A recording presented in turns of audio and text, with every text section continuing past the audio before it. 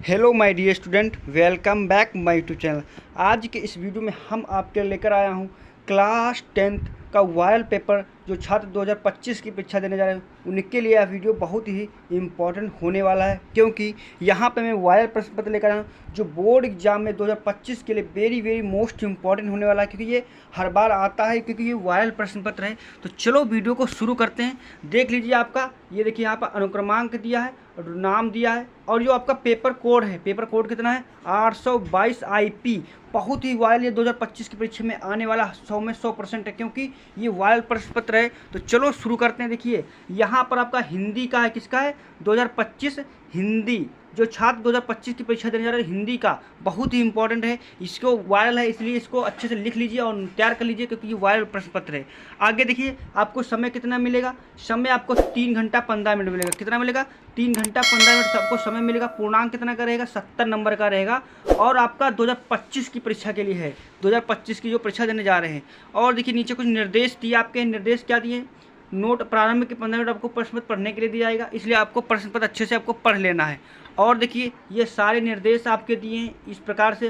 पहले खंड आ में 20 बहुविकल्पी प्रश्न है। कितने 20 बहुविकल्पी प्रश्न है, उसके लिए आपको टाइम दिया जाएगा और हल करना है, विकल्पी को आपको लिखना है। इसके बाद देखिए खंड बा में आपको 50 वर्णात्मक प्रश्न जो 50 नंबर का होगा। इस प्रकार से हो गया। अब ये आपको रूल्स थोड़े हैं, पढ़ लेना अच्छे से। मैं मेन टॉपिक से स्टार्ट करता हूँ। आपका विकल्पी पूरा फुल सोल्यूशन लेकर आया हूँ, तो वीडियो को लास्ट तक जरूर देखना। चैनल पहली बार तो चैनल को सब्सक्राइब और लाइक कर देना, क्योंकि मैं इसी प्रकार के लिए वीडियो आपके लिए लाता रहता हूँ। देखिए पहला खंड आ में क्या है, बहुविकल्पी प्रश्न। सभी वायरल प्रश्न है, बोर्ड एग्जाम में 100% आएंगे, इसलिए आपको वीडियो को लास्ट तक देखना है। पहला प्रश्न इसका देखिए क्या कह रहा है कि रक्षाबंधन नाटक के नाटककार हैं। रक्षाबंधन के नाटककार हैं उपेंद्र नाथ अश्क हैं, हरिकृष्ण प्रेमी है, राम कुमार वर्मा है, या चतुर्सेन शास्त्री हैं। तो आपको कमेंट बताना कौन इसका पहला ऑप्शन होगा। आपको 20 विकल्प है, 20 में कितने आप सही कर सकते हो ये आपको बताना है कमेंट में। तो अब इसमें कौन ऑप्शन सही होगा। राइट आंसर ऑप्शन नंबर आपका हो जाएगा बी, हरिकृष्ण प्रेमी है। कौन, हरिकृष्ण प्रेमी। ऑप्शन नंबर बी करेक्ट हो जाएगा पहला आंसर। अगली बार प्रश्न संख्या दूसरा क्या कह रहा है, सभी वाले प्रश्न रामधारी सिंह दिनकर की रचना है। रामधारी सिंह दिनकर की रचना कौन सी है, और इसमें आपको 1 नंबर मिलेगा। कौन सी इसमें आपको बताना है। संस्कृत के 4 अध्याय, साहित्य और कला, अनंत, आकाश, इंद्रजाल। कौन सी इसमें रचना आपको करेक्ट लग रही है आपको बताना है। तो इसमें राइट आंसर ऑप्शन नंबर ए हो जाएगा। संस्कृत के 4 अध्याय रामधारी सिंह दिनकर की रचना है, इसलिए इनकी रचना सभी अच्छे से तैयार कर लो, कि बोर्ड एग्जाम में आती हैं।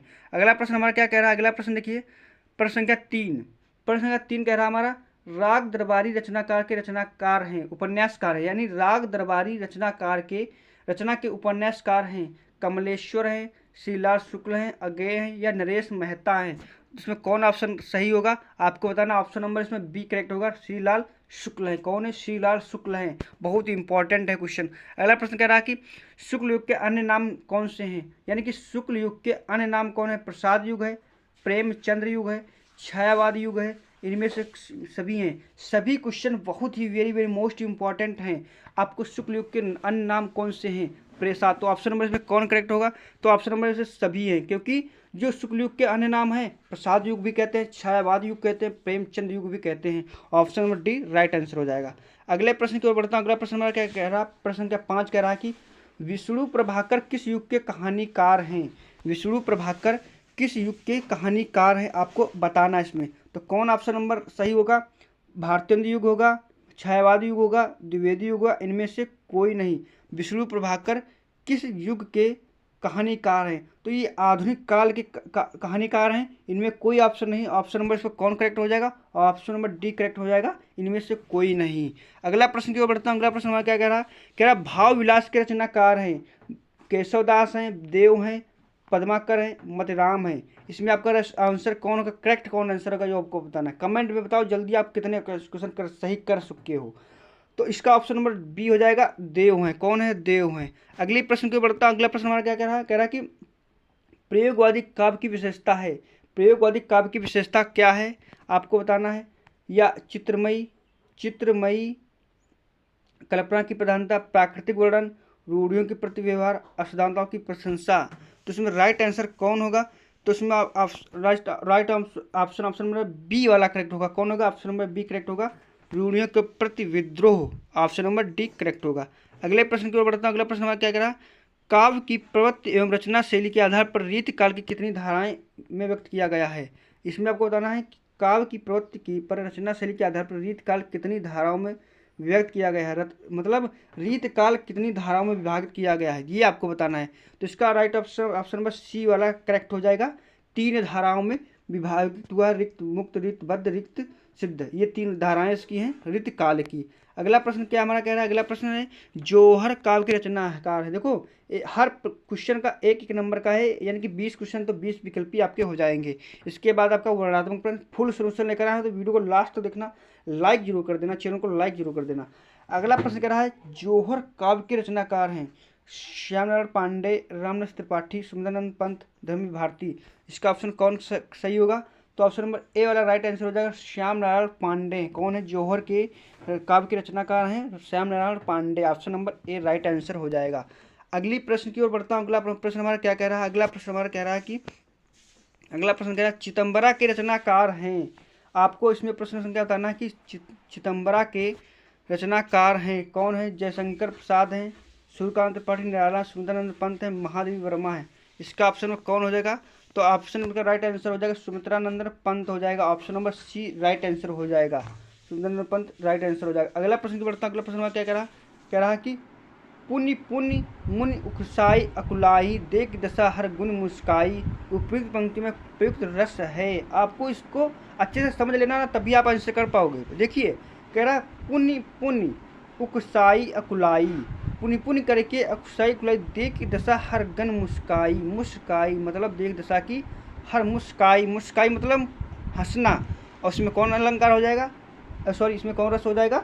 हास्य रस। Option number B right answer हो जाएगा। अगला क्वेश्चन की ओर बढ़ता हूँ। प्रश्न संख्या 12 हमारा क्या कह रहा कि आहुत सी गिर पड़ी चिता पर, चमक उठी ज्वाला सी, उपयुक्त पंक्ति में कौन सा अलंकार है, ये आपको बताना है। तो ऑप्शन नंबर ए होगा अनुप्रास अलंकार, ऑप्शन नंबर बी उपमा अलंकार, ऑप्शन नंबर सी श्लेष अलंकार, ऑप्शन नंबर बी रूपक अलंकार।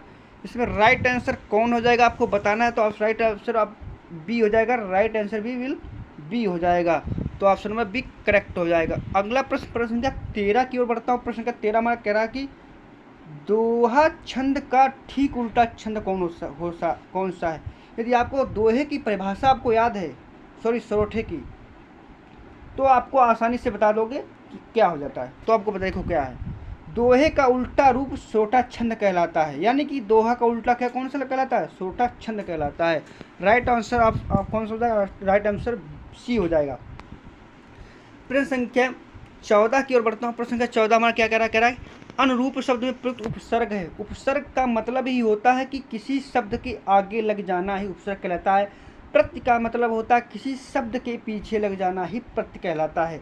तो इसमें आपको पूछा क्या गया, उपसर्ग बताना है। अनुरूप शब्द में प्रयुक्त उपसर्ग है, आ होगा या अन होगा या अन होगा या रूप होगा।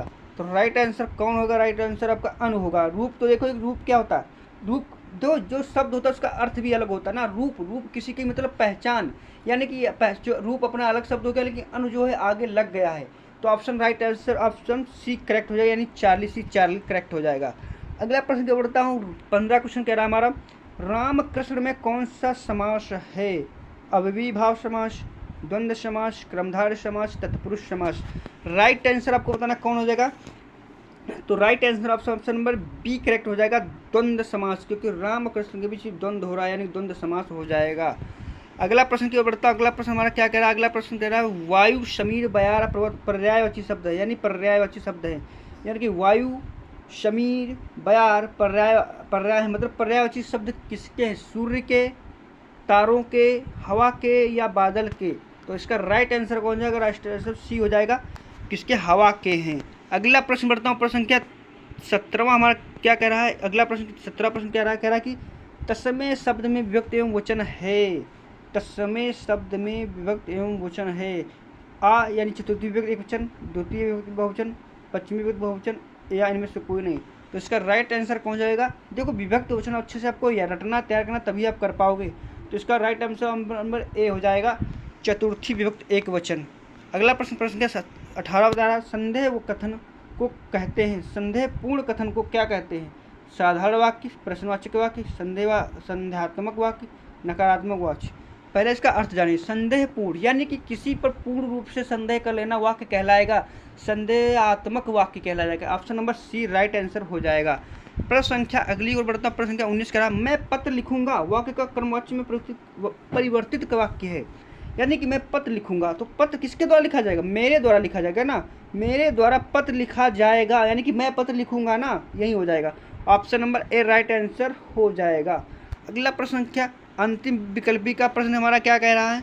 अंतिम विकल्पी का प्रश्न कह रहा है हमारा कि स्थानवाच्य क्रिया में विशेषण है प्रतिदिन, आसपास, बहुपद, स्वयं, बहुत, यानी कि स्थानवाच्य। आपको समझना है वाक्य को, जो शब्द को ही समझ लो ना, आंसर ऑटोमेटिक कर दोगे। स्थान यानी कि स्थान की बात की जा रही है, तो ऑप्शन में बी हो जाएगा। आसपास, आसपास का मतलब स्थान की ही बात की जा रही है, ऑप्शन में बी राइट हो जाएगा।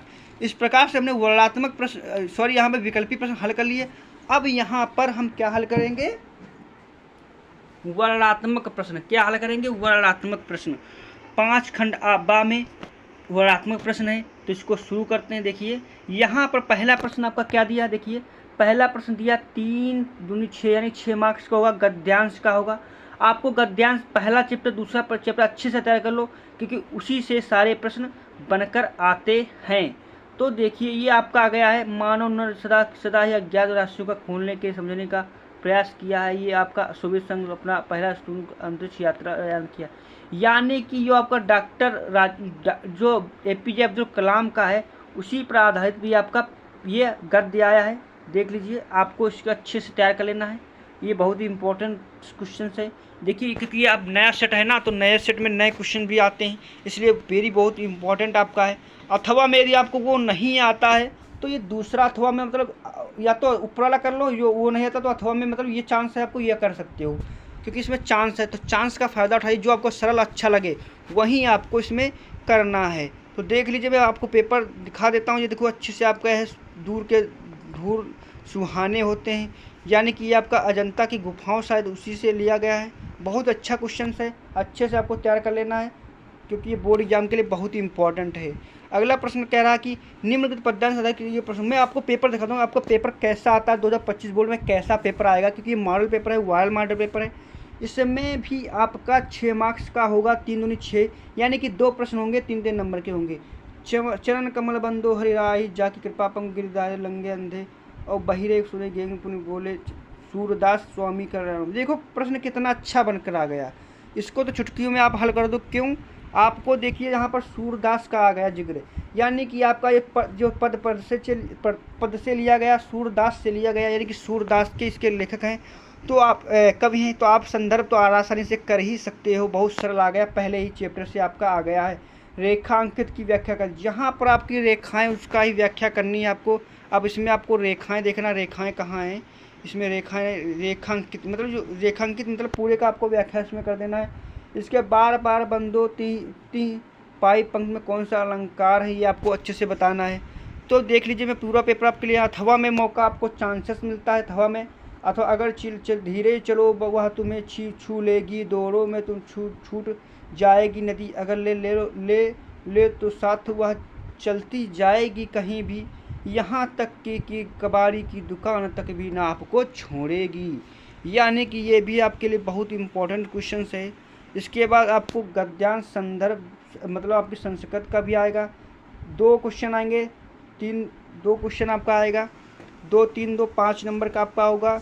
देखिए देखो कितना, देखो संस्कृत में आपको 2 ही चैप्टर, देखो एक भारतीय संस्कृत, एक वाराणसी से अच्छे से तैयार कर लो ना, बोर्ड एग्जाम में आपका वर्णनात्मक प्रश्न अच्छे से हो जाएगा। संदर्भ सहित अनुवाद करना ना, तो बहुत अच्छे से आप अनुवाद अच्छे से हिंदी में तैयार कर लीजिए। इसके बाद देखिए इसमें अथवा भी मौका, इसमें अथवा भी कर सकते हो। इसके बाद आपका आया गया है पद्यांश से भी आपका 5 नंबर का आएगा, पद्यांश से 5 नंबर का आएगा। नीर क्षीर विवेक के हंसालस यानी दूध और पानी वाला, ये बहुत ही इंपॉर्टेंट है, अच्छे से आपको तैयार करना है। अगला प्रश्न हमारा क्या कह रहा है? अगला प्रश्न क्या, स्वर प्रदोष मित्र भया मित्रम गृहस्था अतृष्य विषम, अथवा में आपको जो करना अच्छा लगे वो कर लो। अगला प्रश्न की ओर बढ़ता हूँ। अगला प्रश्न हमारा क्या कह रहा है? अगला प्रश्न देखिए, अपने पठित खंड काव्य के प्रश्नों के किसी एक प्रश्न का उत्तर दीजिए। यानी कि अपने पठित खंडकाव्य के आधार पर दिए गए प्रश्नों में किसी प्रश्न पर उत्तर आपको देना है। यानी कि जो आपका खंडकाव्य है आपके जो जिले के द्वारा निर्धारित किया गया है उसको अच्छे से उसका चित्र तैयार कर लीजिए। देखो जय सुभाष आ गया, मातृभूमि, बहुत से हैं इसमें, जो आपका जिले का हो उसे अच्छे से तैयार कर लो। इसके बाद जो मोस्ट इंपॉर्टेंट जो स्टूडेंट को बहुत दिक्कत होती है, क्या होती है, कहते हैं कहेंगे कि जीवन परिचय कौन कौन से तैयार करें, क्योंकि चैप्टर आपके 7-8 हैं तो कौन सा जीवन परिचय याद करें। तो मैं जो आपको बता दूंगा ना वो अगर जीवन परिचय तैयार करें तो मेरी गारंटी आपके बोर्ड एग्जाम में 2 से 3 आ जाएंगे। क्यों? क्योंकि 3 आते हैं, 2 तो आपके बोर्ड एग्जाम में आ ही जाएंगे। कह रहा है कि लेखक या जीवन परिचय देते हुए उनकी रचनाओं का प्रमुख रचना का उल्लेख कीजिए। रचनाएं अच्छे से आपको लिखना है, बहुत अच्छे से। पद्मलाल, देखो पद्मलाल, पुन्नालाल बख्शी, रामधारी सिंह दिनकर, डॉक्टर, देखो आपको डॉक्टर राजेंद्र प्रसाद का तैयार करना, आचार्य रामचंद्र शुक्ल का और जयशंकर प्रसाद का। 3 तैयार कर लो बोर्ड एग्जाम में, 2 या 1 तो आ ही जाएगा बोर्ड एग्जाम में, इसलिए अच्छे से हमको इनको तैयार कर लेना। इसी प्रकार से मैं पद के बारे में बता देता हूँ। देखो ये नया सेट है, नए नए क्वेश्चन में है, इसलिए आपको अच्छे से तैयारी करनी है। 5 नंबर इसमें भी आपको मिलेंगे। मैथिसर गुप्त का, रसखान, महादेव वर्मा, अशोक बजपेयी। इसमें आपको 3 बता दूँ, 3 कौन कौन से, सूरदास, तुलसीदास और आपका एक रसखान। नहीं रसखान को याद कर रहे हो, देखो रसखान इसमें आ गया, महादेवी वर्मा या आपको मैथिसर गुप्त। 3 या 4 याद कर लो, बोर्ड एग्जाम में आपका 1-2 तो आ ही जाएंगे। इसके बाद अगला प्रश्न हमारा देखिए क्या है, ये आपके दिया है श्लोक, आपको जो खंड काव्य में ना दिया उसको श्लोक याद कर लेना। आपको मैं पूरा पेपर आपको दिखा लेता हूँ। वाद विवाद पर प्रतियोगिता में आपको क्या लिखना बताते हुए, पत्र 1 लिखना है, पत्र आपको लिखना है। इसमें नहीं लिख पा रहे तो आपको एक अधिकारी को एक पत्र लिखना है। ये नहीं, इसके बाद आपको क्या करना है, आपको किन्हीं 2 संस्कृति में उत्तर देना है ना। षोडश दुखम अस्ति, वाराणसी नगरिक तथा, बहुत सरल आता है इस पेपर, इसलिए अच्छे से आपको संस्कृत के क्वेश्चन अच्छे से तैयार कर लेना है। अगले प्रश्न को बढ़ता हूँ। इसमें कहता है निबंध आपको लिखना शिक्षा। इस प्रकार से हमने पूरा पेपर करवा दिया। देखियो इंटरनेट, शिक्षा, आत्मनिर्भर भारत, इनको अच्छे से आपको तैयार कर लेना है। ये very very most important question है। वीडियो अच्छा लगा ना तो लाइक और चैनल को सब्सक्राइब जरूर कर लेना।